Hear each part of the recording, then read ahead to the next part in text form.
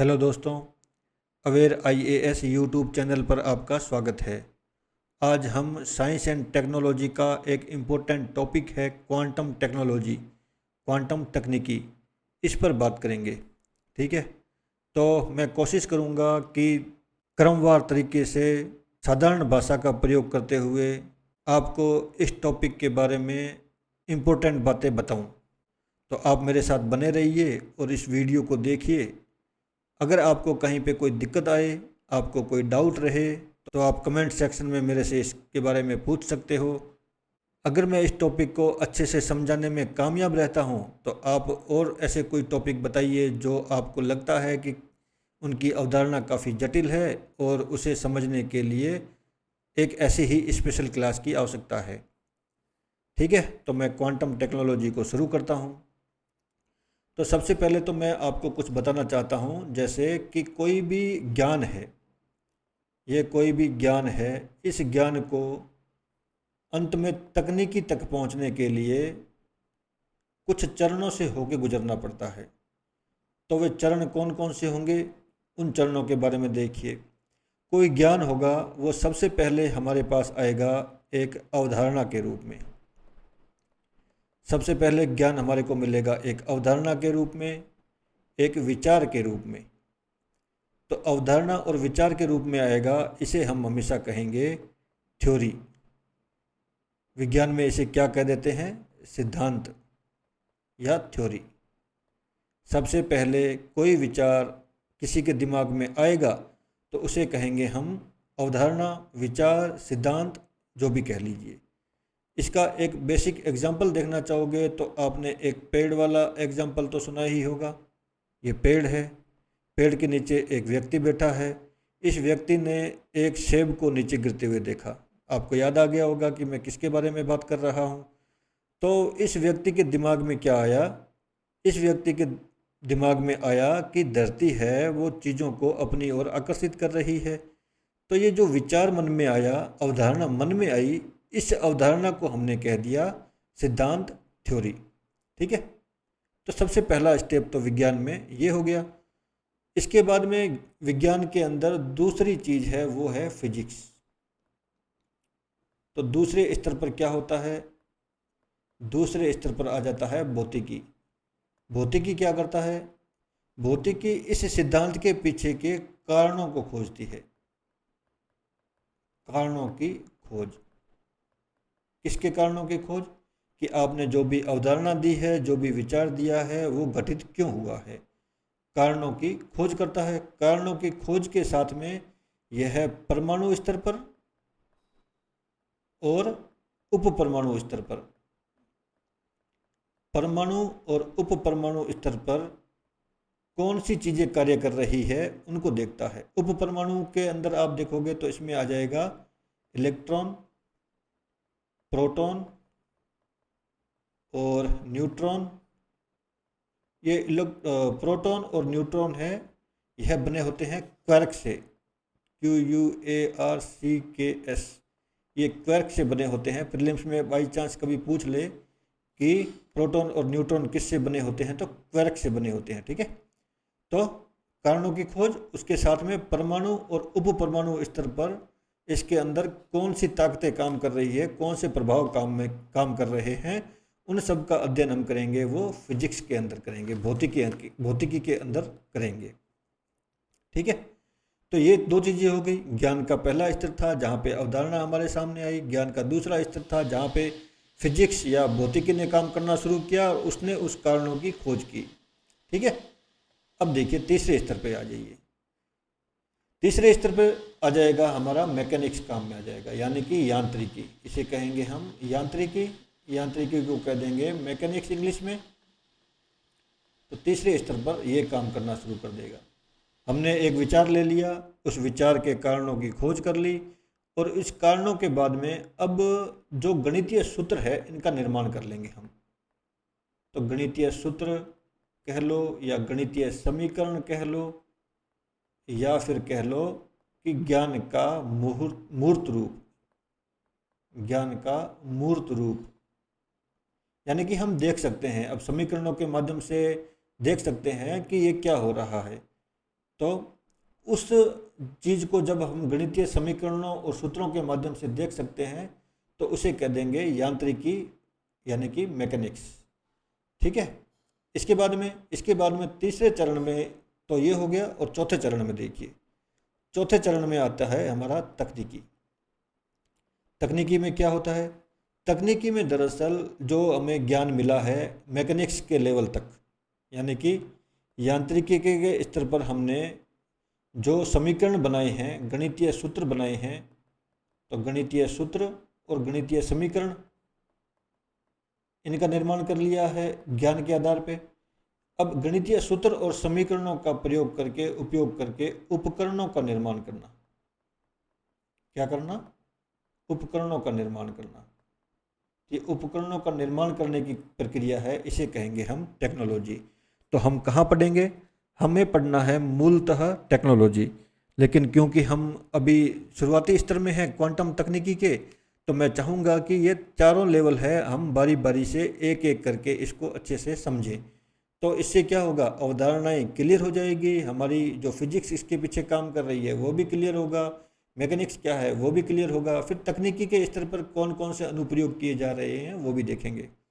जो उपकरणों का निर्माण होगा ये क्या करेगा? यह करेगा समाज का हित, मानव हित। वैसे हित देखेंगे तो हम 3 स्तर पे दे सकते हैं। एक तो पर्यावरण का हित, कुछ तकनीकी ऐसी है जो पर्यावरण के लिए लाभदायक है। फिर अर्थव्यवस्था के लिए लाभदायक तकनीकियाँ हो सकती हैं, और मानवता या समाज के लिए तो है ही है ना। समाज, अर्थव्यवस्था और पर्यावरण के लिए हितकारी तकनीकियों का विकास होगा, तो इन समीकरणों का उपयोग करके उपकरणों का निर्माण। तो समीकरणों का उपयोग, अनुप्रयोग जो भी लिख लो, ये भी साथ में लिख लो, कहीं आपके मेंस एग्जाम में लिखने के काम आ जाएगा ना। ठीक है, ये चीज़ क्लियर। अब देखो 4 स्तर हो गए। 4 स्तर में सबसे पहला सिद्धांत, दूसरा फिजिक्स, तीसरा मैकेनिक्स, चौथा टेक्नोलॉजी। हम चारों लेवल पर टेक्नोलॉजी को देखेंगे। टेक्नोलॉजी पर आने से पहले मैं कुछ क्लासिकल फिजिक्स, यानी कि जो चली आ रही फिजिक्स की परंपरा थी उसमें क्या चल रहा था उसके बारे में बात करूंगा। उससे क्या होगा कि ये बदलाव क्यों आए ये हमारे को क्लियर हो जाएगा। या क्लासिकल फिजिक्स कह लो, क्लासिकल अवधारणाएं कह लो, जो भी कह लो, कि जो क्लासिकल चीज़ें चली आ रही थी वो कैसी थी, क्या कर रही थी, पारंपरिक कह लो इसको ना। ये पारंपरिक ज्ञान कह लो, सीधी सीधी बात है। पारंपरिक ज्ञान से हम समझ जाएंगे कि हम किसके बारे में बात करने वाले हैं। तो पारंपरिक ज्ञान था, वो पारंपरिक ज्ञान क्या कहता था और क्या दिक्कतें आई, ये 2 चीज़ें नोट करेंगे। इसके बाद में हम अपने क्वांटम पे आ जाएंगे, तो उससे क्लियर भी हो जाएगा ना कि क्वांटम क्यों आया समाज के अंदर। ठीक है, तो सबसे पहले देखिए कि क्लासिकल जो अवधारणाएं थी वो क्या कहती थी। तो यहाँ पे हम देखते हैं कि विज्ञान का एक बहुत बड़ा हिस्सा है वो ऊर्जा के ऊपर आधारित है। ऊर्जा में भी ऊर्जा का रूप क्या है? दरअसल 2 रूप निर्धारित हुए थे। एक हुआ था तरंग फॉर्म में और दूसरा हुआ था कण रूप में। यानी कण के रूप में है ऊर्जा या तरंग के रूप में है। पारंपरिक अवधारणाएं हैं वो कहती थी कि ऊर्जा एक तरंग के रूप में है। तरंग के रूप में इस तरह से हो गया, और कण के रूप में है तो इस तरह से, मान लो छोटे छोटे कण हो गए। देखो इसमें भी मैं तरंग बना रहा हूँ, क्यों? क्योंकि ऐसा होता है इसलिए बना रहा हूँ, नहीं तो आप ऐसा भी बना सकते हो एक बार में। ठीक है, तो पारंपरिक जो ज्ञान था वो कह रहा था कि ऊर्जा है वो तरंग के रूप में है। इसे कह दिया था उन्होंने सतत है। सतत वो वाला सतत नहीं कि लगातार चलने वाला, या फिर इसको कॉन्टिन्यूस कहा था, कॉन्टिन्यूस। या फिर इसे वो एक और नाम दिया गया था, निरंतर है। निरंतर है, निरंतर है का मतलब कि आप इसमें से कहीं से भी चाहो वहाँ से अलग कर सकते हो। छोटे से छोटा भाग जितना अलग कर सकते हो उतना अलग कर सकते हो। देखो दोनों का अंतर मैं आपको यहाँ समझाता हूँ। मान लिया ये पानी की बोतल है। अब इस पानी की बोतल में से हमें कितना पानी निकालना है वो हमारे पे डिपेंड करता है। मान लिया कि मुझे यहाँ से 5 लीटर पानी निकालना है, तो मैं यहाँ से 5 लीटर पानी निकाल लूँगा, बाकी इसके अंदर शेष बचा रहेगा। ठीक है, अब किसी ने कहा कि 5 लीटर से थोड़ा सा ज़्यादा, तो मैंने 5.1 लीटर कर दिया। अब किसी ने कहा कि ये 5.1 लीटर से भी थोड़ा सा ज़्यादा, तो मैं क्या करूँगा? 5.12 लीटर कर दूंगा, है ना। तो आप समझ पा रहे हो ना कि थोड़ा सा ज़्यादा करने के लिए कहेगा तो 5.0000001% वन कर दिया, तो यह 5 लीटर से थोड़ा सा ज़्यादा हो गया। अब इससे भी थोड़ा ज़्यादा करने के लिए कहेगा या इससे थोड़ा कम करने के लिए कहेगा तो 0 और लगा करके 1 कर दूंगा, इससे भी कम करने के लिए कहेगा तो 0 लगा के 1 कर दूंगा। इस तरह से आप देखोगे तो ये कॉन्टिन्यूस अवधारणा, जो सतत अवधारणा है या फिर निरंतर अवधारणा है, उसके अकॉर्डिंग है कि हमने जो चीज़ है उस चीज़ को जितना चाहिए उतना निकाल लिया। अब ये कौन सी अवधारणा थी? ये पारंपरिक अवधारणा थी ऊर्जा के बारे में। तो उन्होंने ऊर्जा के बारे में यही कहा कि ऊर्जा को हम जितना चाहे उतना हम इसमें से निकाल सकते हैं, ठीक है। लेकिन इससे हुआ क्या? इससे 2-3 सिद्धांत थे, 2-3 अवधारणाएं थी, वो फेल हो रही थी। कौन कौन सी? एक तो गर्म वस्तु होती है, गर्म वस्तु में भी क्या करती है? विकिरणें छोड़ती है। इस गर्म वस्तु को इन्होंने कहा ब्लैक बॉडी। तो ये ब्लैक बॉडी होती है, ये क्या करती है? विकिरणें उत्सर्जित करती है। दूसरा है प्रकाश विद्युत प्रभाव। प्रकाश विद्युत प्रभाव में भी इन्होंने कंटिन्यूस अवधारणा के आधार पर देखा, तो प्रकाश विद्युत प्रभाव था वो पैदा नहीं हो रहा था, और किसी और तरीके से देखने पर प्रकाश विद्युत प्रभाव संपन्न हो रहा था। और तीसरा एक और था कि परमाणु का स्पेक्ट्रम, परमाणु स्पेक्ट्रम। ये 3 चीज़ें थी जो अगर हम किसी ऊर्जा को सतत रूप में देख लें या फिर कॉन्टिन्यूस अवधारणा के रूप में, निरंतर अवधारणा के रूप में देखेंगे, तो इन 3 चीज़ों की हम व्याख्या नहीं कर पा रहे थे। तो व्याख्या नहीं कर पा रहे थे तो फिर हम क्या करें? क्योंकि पारंपरिक जो भी पूरा जो फिजिक्स था डेवलप हुआ था, ज्ञान जो डेवलप हुआ था, वो ऊर्जा को तरंग के रूप में मानने के कारण हुआ था। अब एक पैराडाइम शिफ्ट हुआ, यानी कि आमूल-चूल परिवर्तन आया साइंस के अंदर, फिजिक्स के अंदर, ज्ञान के अंदर। उसमें ये माना गया कि जो ऊर्जा है, ये ऊर्जा है वो कण के रूप में है। इतना सा विचार आया। तरंग था, तरंग से कह दिया कण के रूप में है। अब कण के रूप में मानते ही यह सभी अवधारणाएं तो क्लियर हो रही थी, और बाकी अवधारणाओं के ऊपर भी ऐसा कोई प्रश्न चिन्ह लगा नहीं, वो उनको भी ठीक माना जा रहा था। लेकिन उसके लिए एक्सप्लेनेशन अलग तरीके से देना पड़ा। पर फिर यहाँ से जो है वो कण के रूप में माना, कण के रूप में माना, तो अब क्या होगा? अब ये बोतल है, बोतल के अंदर हमने क्या रखा? हमने रख दी कांच की गोलियाँ। कण के रूप में है तो कांच की गोलियों के रूप में ही होगा। अब आपने कहा 1 चाहिए तो 1 निकाल ली, आपने कहा 2 चाहिए तो 2 निकाल ली। इसका मतलब क्या हुआ कि हम इसको काउंट कर सकते हैं, काउंट कर सकते हैं। इस काउंट से ही निकला है क्वांटम, ठीक है। तो ऊर्जा को काउंट कर सकते हैं। अगर ऊर्जा को काउंट कर सकते हैं तो उससे निकला ये क्वांटम।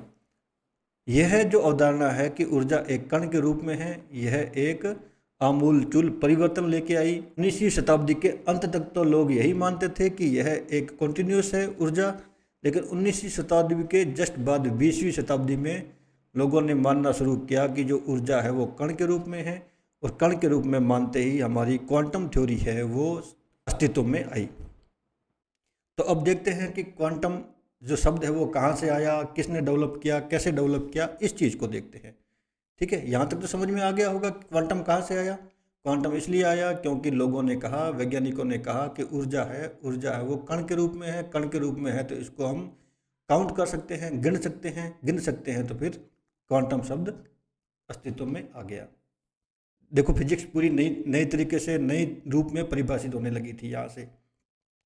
तो सबसे पहले तो देखिए ये क्वांटम है, इस क्वांटम का जो अर्थ है वो क्या है?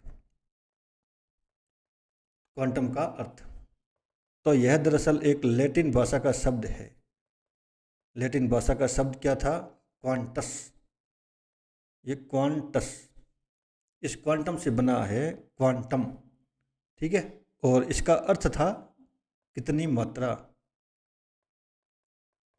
क्वांटम का अर्थ क्या हुआ? कितनी मात्रा, या फिर एक निश्चित मात्रा के रूप में क्वांटस शब्द का इस्तेमाल होता था।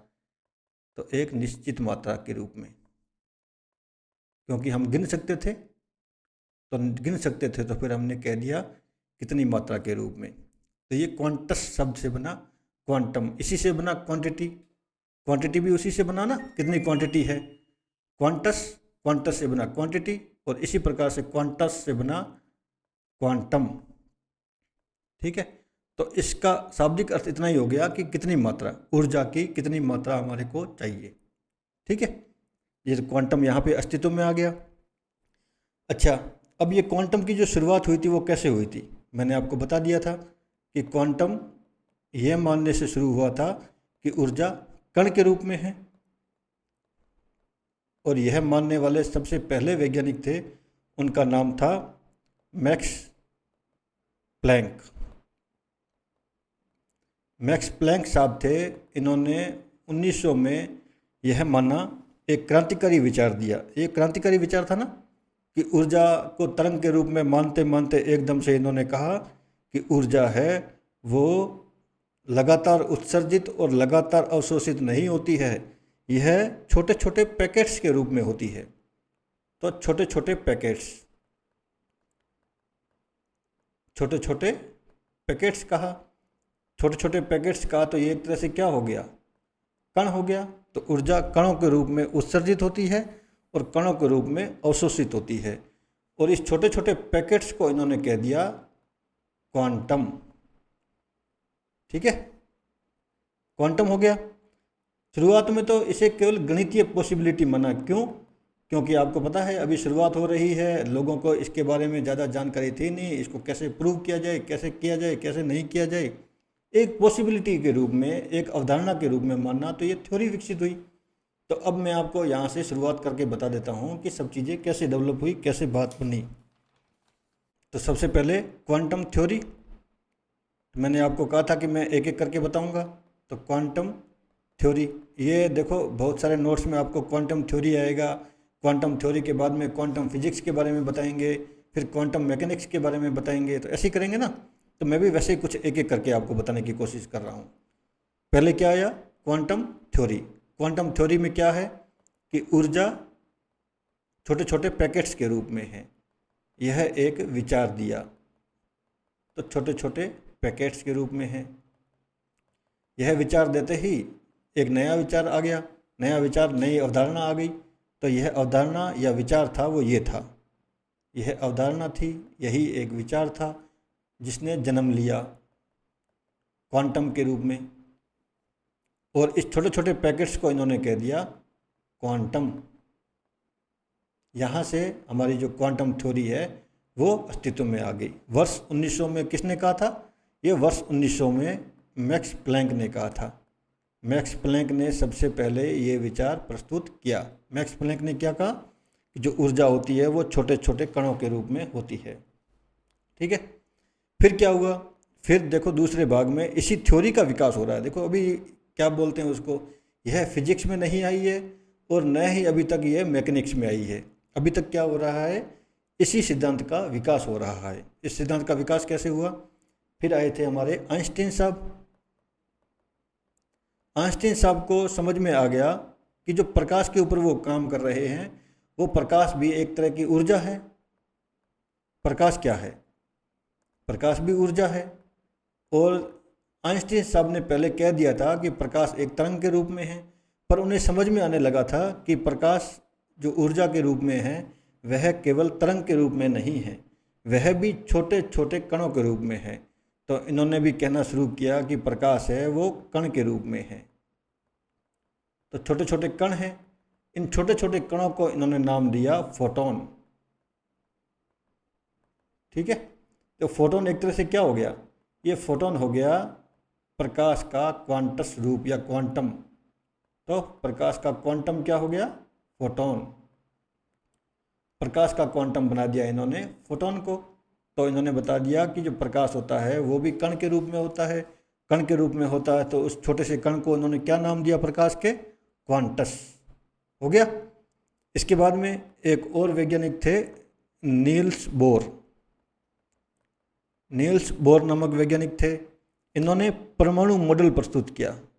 मैंने कहा था ना फिजिक्स डेवलप हो रही है, अब परमाणु मॉडल विकसित किया। तो ये क्या हो गई? इसकी फिजिक्स हो गई। जो भौतिकी है क्वांटस की या क्वांटम की, यह डेवलप कर रहे हैं नील्स बोर साहब। नील्स बोर साहब ने परमाणु मॉडल प्रस्तुत किया और इसमें इलेक्ट्रॉन, प्रोटॉन, न्यूट्रॉन के ऊपर जो भी प्रभाव पड़ रहे हैं उन सबको एक्सप्लेन किया। ठीक है। तो ये चीज़ किसने विकसित की? नील्स बोर साहब ने। और उन्होंने बताया कि परमाणुओं पे क्या प्रभाव पड़ रहा है। आइंस्टीन साहब ने प्रकाश के बारे में बताया और फिर नील्स बोर साहब ने बताया। फिर इसके बाद में 1920 से लेकर के 1930 तक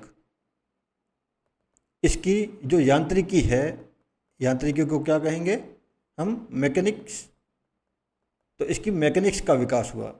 इसकी मैकेनिक्स का विकास करने के लिए 3 वैज्ञानिकों का नाम इम्पोर्टेंट है। तो इनके नाम आप लिख लीजिए। वार्नर हेसिनबर्ग और दूसरे थे इरविन श्रोडिंजर, क्या नाम था, ऐसा ही कुछ था। देखो स्पेलिंग गलत हो सकती है, आप ठीक कर लेना। श्रोडिंजर ने मुझे नाम याद था। और एक थे पॉल डायरेक। ये 3 वैज्ञानिक थे। इन 3 वैज्ञानिकों ने मिलकर के इसकी यांत्रिकी का विकास किया। जो इसकी जो क्वांटम की थ्योरी है, इस थ्योरी को फिर फिजिक्स बनी थी, परमाणु के स्तर पर बात की थी, और वो नील्स बोर साहब ने कर दिया था। नील्स बोर के बाद में 1920 से 30 के बीच में 3 वैज्ञानिक आए। इन 3 वैज्ञानिकों ने इसकी यांत्रिकी का विकास किया। यांत्रिकी में मैंने आपको बताया था क्या था? गणितीय सूत्र बनाए, गणितीय सूत्र बनाए, गणितीय समीकरण बनाए और बताया कि यह किस तरह से काम करती है। ठीक है, गणितीय सूत्र और गणितीय समीकरण वगैरह बनाए। अब इस यांत्रिकी के अंदर बताया उन्होंने कि क्वांटम में क्या क्या होता है। परमाणु उप परमाणु कणों का व्यवहार तो हमने देख लिया फिजिक्स में। फिर इसके बाद में आगे की जो आज तक डेवलपमेंट हुआ है, और वो सब जो डेवलपमेंट हुआ है वो इन गणितीय सूत्रों, गणितीय समीकरणों के हिसाब से हुआ है। तो इसे कह देंगे हम तकनीकी। बेसिक बात समझ में आ गई। अब देखो हम शुरू कहाँ से करेंगे? हम यहाँ से शुरू करेंगे। यांत्रिकी में जो उन्होंने सूत्र विकसित किए हैं और सूत्र फिजिक्स के किस नियम के आधार पर किए हैं वो सब देखेंगे। ठीक है, तो तकनीकी का विकास हुआ। तकनीकी के विकास में हमने क्या देखा?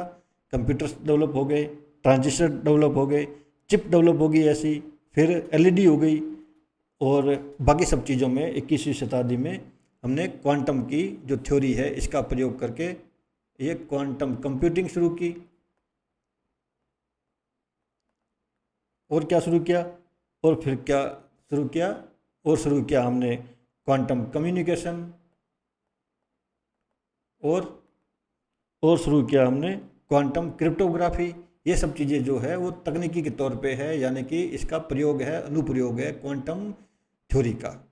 तो क्वांटम थ्योरी आपको समझ में आ गई। क्वांटम थ्योरी किसे कहेंगे? कि जब हमने ऊर्जा को तरंग से कण के रूप में स्वीकार कर लिया। क्वांटम फिजिक्स में उसके परमाणु और उपपरमाणु मॉडल प्रस्तुत किए गए, और क्वांटम मैकेनिक्स में इसके गणितीय सूत्र बनाए गए। और फिर अब जो तकनीकी है जो हमारे लिए इम्पोर्टेंट है वो क्वांटम कंप्यूटिंग हो गया, क्वांटम कम्युनिकेशन हो गया। फिर जो भी वेदरिंग वगैरह में जब भी इस्तेमाल करेंगे उसका उपयोग और अनुप्रयोग करेंगे समीकरणों का, और जब उपकरणों का निर्माण करेंगे, सेंसर वगैरह बनाएंगे, ये सेंसर वगैरह भी इसके अंदर है ना, इन सेंसर वगैरह का डेवलप करेंगे, और किसका उपयोग करके? क्वांटम टेक्नोलॉजी या क्वांटम थ्योरी का इस्तेमाल करके, तो वो बन जाएगा हमारी क्वांटम टेक्नोलॉजी। ये यहाँ तक ठीक हो गया? यहाँ तक ठीक हो गया तो फिर आगे बढ़ते हैं। अब इन सब के आधार पे क्वांटम मैकेनिक्स में इन्होंने 3 प्रकार के सूत्र दिए। क्वांटम मैकेनिक्स में क्वांटम के 3 सूत्र दिए। 3 सूत्र कौन कौन से थे? 3 समीकरण दिए ये मान लीजिए, या फिर 3 सूत्र दिए वो मान लीजिए। एक तो था सुपरपोजिशन, तो सुपरपोजिशन इसको हम कह देंगे अध्यारोपण। ठीक है। दूसरा इन्होंने जो सूत्र दिया वो दिया एंटेंगलमेंट। एंटेंगलमेंट इसे क्या कहा? इसे हिंदी में क्या कहेंगे? एंटेंगलमेंट ही मान लो आप। और तीसरा इन्होंने नाम दिया, जो तीसरा समीकरण दिया वो दिया हमारा क्वांटम टनलिंग। तो क्वांटम टनलिंग ये सुरंग टाइप का हो गया ना, तो सुरंग लिख ले इसको हिंदी में अर्थ। क्वांटम सुरंगन, सुरंगन या सुरंग जो भी आप समझ सकते हो वो समझ लो। ठीक है, 3 चीज़ें हो गई। अब तीनों के बारे में थोड़ी थोड़ी जानकारी मैं आपको बता देता हूँ। जो मैं बता रहा हूँ इतना ही काम में आएगा, ज़्यादा कुछ काम में आने वाला है नहीं। ठीक है, इन तीनों के बारे में एक एक दो दो लाइनें आप लिख लीजिए, आपको समझ में आ जाएगा कि मैं क्या बताना चाह रहा हूँ और यूपीएससी के अंदर आपको क्या लिखना है। तो सबसे पहले सुपरपोजिशन में देखिए, सुपरपोजिशन में कहा गया कि कोई भी एक अवस्था होती है किसी वस्तु की, कोई वस्तु की अवस्था, मान लीजिए एक बल्ब है लाइट का, ठीक है, तो या तो ये ऑन हो सकता है या फिर ये ऑफ हो सकता है। हम दो ही बातें इसके बारे में कह सकते हैं, या तो फिर ये ऑन है या ऑफ है। लेकिन जो क्वांटम स्थिति है, क्वांटम मैकेनिक्स है, वो कह रही है कि सुपरपोजिशन की अवधारणा भी यहाँ पे शामिल होती है। उसमें क्या कहा गया कि ये ऑन भी हो सकता है, ऑफ भी हो सकता है और ऑन ऑफ भी हो सकता है। अब ऑन ऑफ कैसे होगा? देखो, हम जब किसी लाइट के बल्ब को देखते हैं ना, तो आपको पता है फ्रीक्वेंसी के साथ में वो 50 हर्ट्ज की फ्रीक्वेंसी है, तो 50 बार जलता और बुझता है। तो ऐसी स्थितियाँ होती है जब वो आधा जल रहा हो आधा बंद हो। इसलिए इसको कहा गया कि यह एक, जी यहाँ पे तो हो जाएगा एक, हो जाएगा यहाँ हो जाएगा जीरो। सुपरपोजिशन की अवधारणा कह रही है कि इसके बीच में कोई सी भी अवधारणा आ सकती है, कोई सी भी स्थिति आ सकती है, कितने परसेंट एक है और कितने परसेंट जीरो है। तो इसे कहा गया है सुपरपोजिशन की अवधारणा। सुपरपोजिशन की अवधारणा समझ गए? इसको जो सिंपल एग्जांपल के रूप में समझते हैं ना, तो वो कहते हैं कि हेड और टेल, सिक्का है, एक तरफ लिखा हुआ है हेड, दूसरी तरफ लिखा हुआ है टेल, ठीक है। लेकिन हेड और टेल तो तब है ना जब ये धरती पे गिरा हुआ है, लेकिन अगर घुमा करके ऊपर की ओर फेंका हुआ है, जब ऊपर की ओर फेंका हुआ है तब न तो हेड है ना टेल है। दरअसल वो हेड भी है, टेल भी है, और बीच की अवधारणा कहीं भी हो सकता है। आधा हेड आधा टेल भी हो सकता है, 50% हेड 50% टेल भी हो सकता है। तो इसका कहने का मतलब ये था कि आप इसको एक या जीरो के अंदर, ऑन या ऑफ में मत मानो। यानी कि जो हम बात करते हैं ना एथिक्स में कि कोई चीज़ बुरा है या कोई अच्छा है, तो बुरा और अच्छा नहीं है। आप ये कीजिए, ये बात कीजिए कि कितना अच्छा है कितना बुरा है। आप समझते हो ना उस एथिक्स की इस अवधारणा को? तो उसमें कहा गया कि हो सकता है कि कोई 50% बुरा हो 50% अच्छा हो, कोई ये हो सकता है कि 30% तो अच्छा हो 70% बुरा हो, या ऐसा भी हो सकता है कि वो 70% अच्छा हो 30% बुरा हो। मतलब इसके बीच की स्थिति कुछ भी हो सकती है। ये जो 30% कह रहा हूँ वो 20% भी हो सकता है, 10% भी हो सकता है, 40% भी हो सकता है। यानी कि बीच की स्थितियाँ होगी, दोनों स्थितियाँ होगी, अच्छा भी होगा बुरा भी होगा। मध्य मार्ग जैसा ना, बुद्ध का बुद्ध मध्य मार्ग, वैसा कुछ इन्होंने कहा कि इसके अंदर ऐसी स्थितियाँ होती है। सुपरपोजिशन की अवधारणा दी और कहा कि इसके अंदर दोनों अवधारणाएं हो सकती है, ऑन ऑफ की अवस्था, या जीरो हो सकता है, एक भी हो सकता है, जीरो और एक के बीच की अवस्था भी हो सकती है, दोनों एक साथ पॉसिबल है। यह एक नई अवधारणा थी जो इन्होंने इसके अंदर शामिल की। तो इसे क्या कहेंगे? इसे ये कहेंगे कि जीरो और एक दोनों एक साथ हो सकती है, दोनों एक साथ। सिंपल भाषा में ये लिख दिया हमने, ठीक है। सुपरपोजिशन की अवधारणा ये कहती है। दूसरा अब क्या है? दूसरा है एंटेंगलमेंट। एंटेंगलमेंट का मतलब क्या है? यह भी एक आश्चर्यजनक अवधारणाओं में से एक थी कि इसमें कहा था कि दो कण होते हैं, दो कण होते हैं, यह एक दूसरे के प्रभाव से बदल सकते हैं। मान लिया कि ये जो दो सिक्के हैं, एक में हेड है और दूसरा इससे इस तरह से जुड़ा हुआ है कि इसमें टेल रहेगा। देखो, मैं सिक्के के रूप में समझा रहा हूँ, हेड के रूप में है, दूसरे के रूप में, दूसरा जो सिक्का है वो टेल के रूप में है। हमेशा ऐसा होता है, जब भी आप इसको इस सिक्के के अंदर टेल लाने की कोशिश करोगे तो ऑटोमेटिकली यह सिक्का बदल करके हेड आ जाएगा, ठीक है। तो ये एक दूसरे से जुड़े हुए हैं। जैसे आप मानते हो ना कि जो जो प्रेमी प्रेमिका का जोड़ा होता है उनका दिल आपस में जुड़ा हुआ होता है, एक को अगर चोट करोगे तो दूसरे के अंदर दर्द होता है, ये सुना है आपने। तो इसी तरह से उन्होंने कहा कि एंटेंगलमेंट भी होता है यहाँ पे। एंटेंगलमेंट कैसे होता है कि एक के ऊपर एक के अंदर बदलाव लाने की कोशिश करोगे, एक को दर्द होगा, एक को दुख होगा, तो दूसरे को भी दुख महसूस होगा। ये एंटेंगलमेंट की अवधारणा इस क्वांटम तकनीकी ने या क्वांटम मैकेनिक्स ने हमारे को प्रोवाइड करवाई। उन्होंने कहा कि इसके अंदर ऐसा हो सकता है। इसके अनुप्रयोग कैसे होते हैं वो अब टेक्नोलॉजी में बात करेंगे एक एक करके ना। तो ये समझ गए ना आप एंटेंगलमेंट को? एंटेंगलमेंट का मतलब हुआ कि दो कण आपस में इस तरह से जुड़े हुए हो सकते हैं कि अगर एक के अंदर बदलाव करेंगे तो दूसरे के अंदर ऑटोमेटिकली बदलाव आ जाएगा। और वो कण पास पास में हो ये ज़रूरी नहीं है, वो बहुत दूर दूर हो सकते हैं, कहीं पर भी हो, लेकिन अगर एक के अंदर बदलाव करने की कोशिश करेंगे तो दूसरे के अंदर ऑटोमेटिकली बदलाव आ जाएगा। ठीक है, ये हो गया हमारा एंटेंगलमेंट। तीसरा है क्वांटम टनलिंग। टनलिंग का मतलब क्या हुआ कि ये जो क्लासिकल फिजिक्स है, क्लासिकल अवधारणाएं हैं, यानी कि जो पारंपरिक अवधारणाएं चली आ रही थी, उन्होंने कहा था कि ये गेंद है, ये गेंद, देखो गेंद का एग्जांपल ले रहा हूँ ना, अगर ये दीवार है, अगर इस गेंद को फेंकोगे तो पूरी पॉसिबिलिटी है, अगर इसके अंदर पूरी ऊर्जा नहीं है तो इसको ये तोड़ करके बाहर नहीं जा पाएगी। दीवार अगर ज़्यादा मजबूत है, आपने कम ऊर्जा से फेंकी है, तो इसके आर पार नहीं जा पाएगी।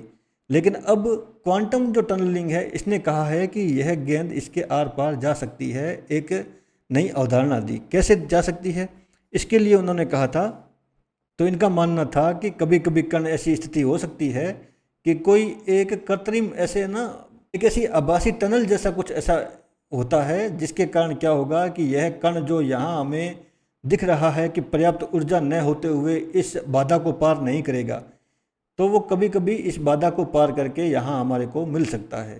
तो इसे कहा था उन्होंने क्वांटम टनलिंग की, वो ऐसा कुछ टनल बना लेता है, वो किसी प्रकार का कोई न कोई ऐसा साइंस इस्तेमाल करके, और वो टनल बना करके कण है जो उस तरफ नहीं होना चाहिए था, बाधा को पार नहीं करने वाला होना चाहिए था, वो बाधा को पार कर जाता है, बाधा को पार करके हमें दूसरी ओर मिल सकता है। देखो चैट जीपीटी ने बताया, इसका एग्जाम्पल क्या दिया कि ये मान लिया कोई पहाड़ है, तो साधारण अवस्था में तो इस पहाड़ को चढ़ने के लिए हमारे को ऊर्जा चाहिए होगी, ऊर्जा के बाद में हम दूसरी तरफ जा सकते हैं। लेकिन कभी कभी ऐसा हो सकता है क्वांटम टनलिंग में, ये क्वांटम टनल बना करके पर्याप्त ऊर्जा, इस पहाड़ को पार करने की पर्याप्त ऊर्जा न होते हुए भी यह कभी कभी हमारे को सीधा पार करता हुआ दिखाई दे जाता है। यह इसका एग्जाम्पल दिया है। देखो इस तरह से क्वांटम टनलिंग काम करती है। ये हमारे को 3 अवधारणाएं दी, इन 3 अवधारणाओं का प्रयोग करके हमने टेक्नोलॉजी डेवलप की। ये 3 अवधारणाएं आएगी, यह हमारे को 3 सूत्र प्रदान किए। 3 सूत्र किसने प्रदान किए? क्वांटम मैकेनिक्स ने। इस क्वांटम मैकेनिक्स का इस्तेमाल करके फिर हमने आगे डेवलप किया है क्वांटम टेक्नोलॉजी। अब कौन से मैकेनिक्स से कहाँ इस्तेमाल होती है, इसको बारी बारी से आगे देखते हैं। देखो तो सबसे पहले देखिए क्वांटम कंप्यूटिंग, तो ये अब टेक्नोलॉजी में आ गए हम ना, टेक्नोलॉजी यानी कि तकनीकी। कौन सी तकनीकी? क्वांटम तकनीकी। अब क्वांटम तकनीकी के अंदर आ गए। क्वांटम तकनीकी में सबसे पहले क्वांटम कंप्यूटिंग, सबसे पहले बात करेंगे क्वांटम कंप्यूटिंग के बारे में। अब कंप्यूटिंग से आप समझ गए कि कंप्यूटर बनाना है ऐसा जो काम कर सके क्वांटम के आधार पे। क्वांटम के आधार पे काम करेगा तो सबसे पहले तो सुपरपोजिशन यहाँ काम आएगा। सुपरपोजिशन में क्या होगा कि यह जो स्टोर करेगा डेटा, अपनी मेमोरी बनाएगा, वो मेमोरी 0 या 1 के रूप में नहीं बनाएगा, 0 और 1 दोनों के रूप में, 0 एंड 1 दोनों के रूप में बना सकता है, किसी के रूप में भी ले सकता है। वो ऊर्जा का एक जैसे लेवल होता ना कि ये 30% 0 होगा, 1% 70% 1 होगा, इस तरह से कुछ न कुछ स्थिति ले लेगा, वो स्थिति लेकर के ऊर्जा स्टोर कर देगा। ये अपने आप को खुद याद रखेगा, वो प्रोग्राम ऐसा डेवलप कर लेगा और वो याद रखेगा कि मैंने इसको अगर 30% 0 रखा है, 70% 1 रखा है, तो इसका अर्थ क्या है, वो अपने आप समझेगा और अपने आप उसको स्टोर करेगा। लेकिन स्टोर किसके रूप में कर सकता है? 0 के रूप में भी कर सकता है और 1 के रूप में भी कर सकता है। जो सामान्य कंप्यूटर थे, सामान्य कंप्यूटर के अंदर होते हैं वो बिट्स, उन्हें क्या कहते हैं उन्हें हम कहते हैं बिट्स। और अब क्वांटम कंप्यूटर है वो 0 1 सुपरपोजिशन वाली अवधारणा आ गई। सुपरपोजिशन वाली अवधारणा आ गई तो इसके अंदर यहाँ इस्तेमाल हो जाएगा क्यूबिट्स। तो जो डेटा है वो स्टोर होगा वो क्यूबिट्स के रूप में होगा। ठीक है, तो डेटा इसको इस्तेमाल करेगा वो क्यूबिट्स के रूप में करेगा। इसके साथ में क्वांटम कंप्यूटर क्या करेगा? क्वांटम कंप्यूटर करेगा कि इसमें एंटेंगलमेंट की अवधारणा को भी शामिल करेगा। एंटेंगलमेंट जान गए ना आप, कि अगर एक चीज़ में, एक वस्तु में परिवर्तन किया जाए तो आगे वाली दूसरी वस्तु में भी, अगर एक चीज़ में परिवर्तन होगा तो उससे जुड़ी हुई कोई दूसरी वस्तु है उसके अंदर भी परिवर्तन ऑटोमेटिकली आ जाएगा। इस कारण क्वांटम कंप्यूटर है कुछ समस्याओं को पारंपरिक सुपर कंप्यूटर की तुलना में कहीं अधिक प्रभावी ढंग से हल कर सकता था। ठीक है, अब यहाँ पे हम क्वांटम कंप्यूटिंग देख रहे हैं। क्वांटम कंप्यूटिंग के साथ में हम देख लेते हैं कि पारंपरिक जो कंप्यूटर होते हैं वो और जो क्वांटम कंप्यूटर है इसके अंदर क्या अंतर है। यह भी पूछ सकता है ना यूपीएससी, तो पूछ सकता है। तो सबसे पहले लिखिए कि सूचना किस रूप में स्टोर करता है। तो पारंपरिक कंप्यूटर होगा तो वो स्टोर करेगा 0 या 1 में, और ये करेगा जो सुपर कंप्यूटर होगा, सुपर कंप्यूटर नहीं कहेंगे, इसे कहेंगे क्वांटम कंप्यूटर। तो क्वांटम कंप्यूटर है वो जो डेटा का स्टोरेज करेगा वो करेगा 0 एंड 1, किसी में भी कर सकता है, इसकी इच्छा है वो अपने हिसाब से देखेगा और अपना प्रोग्राम बना हुआ है उसके हिसाब से कर लेगा। इसमें कार्य करने का तरीका क्या होता है कि यह स्टेप बाय स्टेप कार्य करता है, स्टेप बाय स्टेप। यानी कि अगर हमें कोई नाम ढूंढना है, जैसे कोई लिस्ट है, इस लिस्ट के अंदर एक नाम ढूंढना है तो क्रम वाइज तरीके से ढूंढता जाएगा और जो नाम ढूंढना है वो मिल जाएगा तो सीधा हमारे को बता देगा।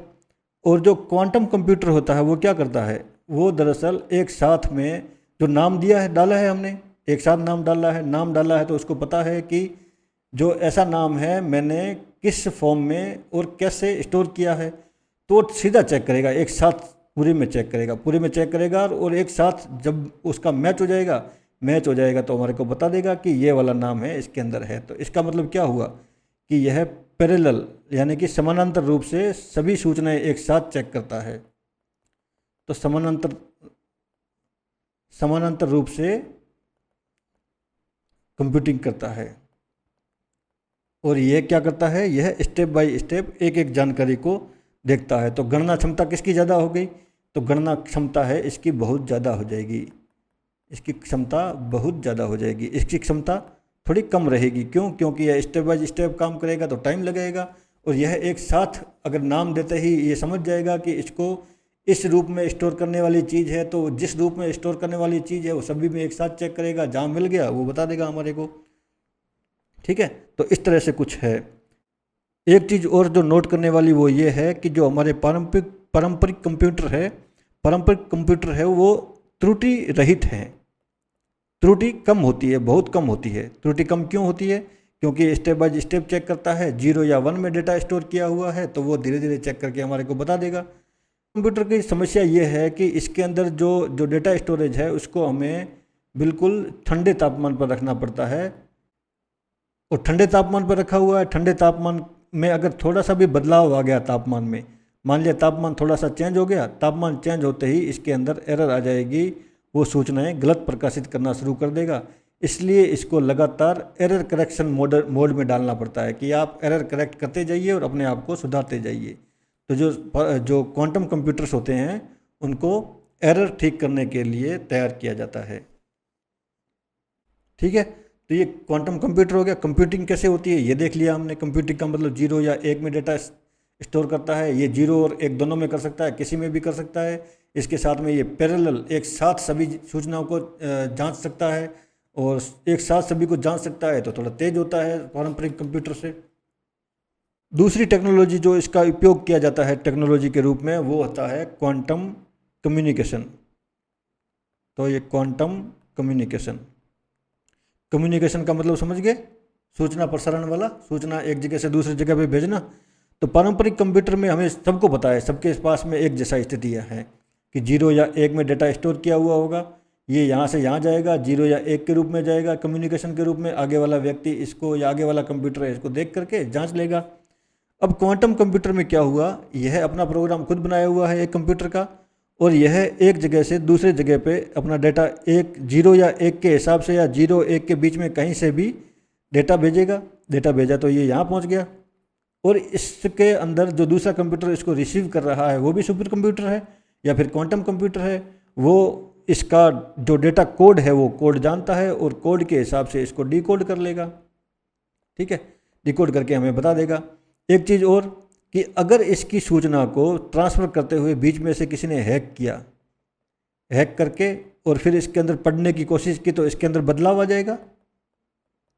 क्या आ जाएगा, बदलाव। क्यों आ गया, क्योंकि यहाँ से जो सूचना भेजी थी उसको बीच में से किसी ने छेड़ दिया है।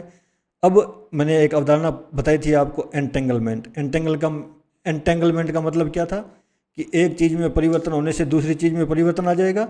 तो यहाँ एंटेंगलमेंट की अवधारणा रहती है। तो यहाँ एक चीज़ में परिवर्तन हो गया है तो इसके कारण यहाँ पे हमारे को तुरंत ये बता देगा कि जो सूचना है यह हैक हो चुकी है। क्यों, क्योंकि इस सूचना के अंदर कुछ परिवर्तन आ गए हैं। इस परिवर्तन के कारण यहाँ भी परिवर्तन हमारे को दिखाई देने लग जाएंगे।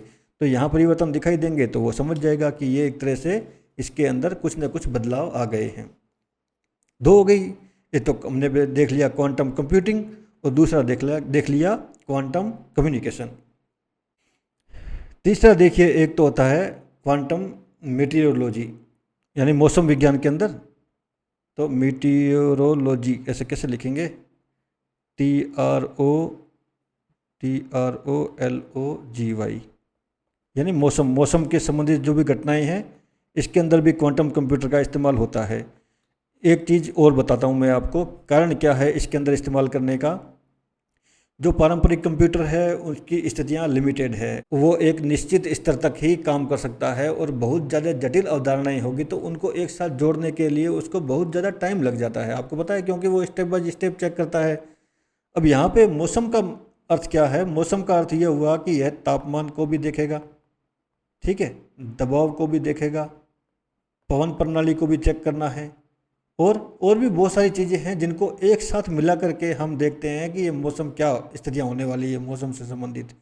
यानी कि कोई एक, मान लिया तूफान है, वो तूफान गति करता है, तो हमें पता नहीं है ना ये तूफान गति करता हुआ किस डायरेक्शन में जाएगा, लेकिन सुपर कंप्यूटर एक साथ इन सभी चीज़ों की गणनाएँ कर सकता है, एक साथ सबकी गणनाएँ की, तापमान की, दबाव की, कहाँ पे क्या है, कहाँ पे क्या नहीं है, सब चीज़ें देख ली। सब चीज़ें देखने के बाद में एक तरह से इसने बता दिया कि यह तूफान इस तरह से जाएगा, इस तरह से गति करेगा। तो मौसम पूर्वानुमान के अंदर इसका इस्तेमाल अच्छे से किया जा सकता है। क्यों? क्योंकि यह जटिल अवधारणा है। मौसम जैसी जटिल अवधारणा के लिए बहुत ज़्यादा कैलकुलेशंस करनी पड़ती है, और वो सभी कैलकुलेशंस, इससे जुड़ी हुई जितनी भी कैलकुलेशंस है, जैसे तापमान हो गया, दबाव हो गया, पवन हो गया, जो भी हो गया, इन सभी की गणना एक साथ करके हमारे को रिजल्ट दे सकता है और बता सकता है कि इसके अंदर ऐसी ऐसी स्थितियाँ पैदा होगी। चौथा हो जाएगा, एक और हो जाएगा क्वांटम सेंसिंग।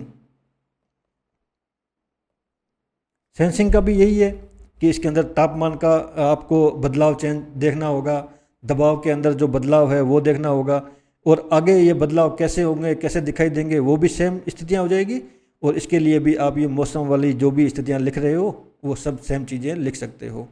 देखो, मैंने इसके बारे में, सबके बारे में आपको लिखवाया नहीं है, लिखवाना चाहिए था, पर अगर आप कहोगे तो अगली क्लास में इसके एक एक स्टेप के बारे में मैं आपको लिखवा दूंगा।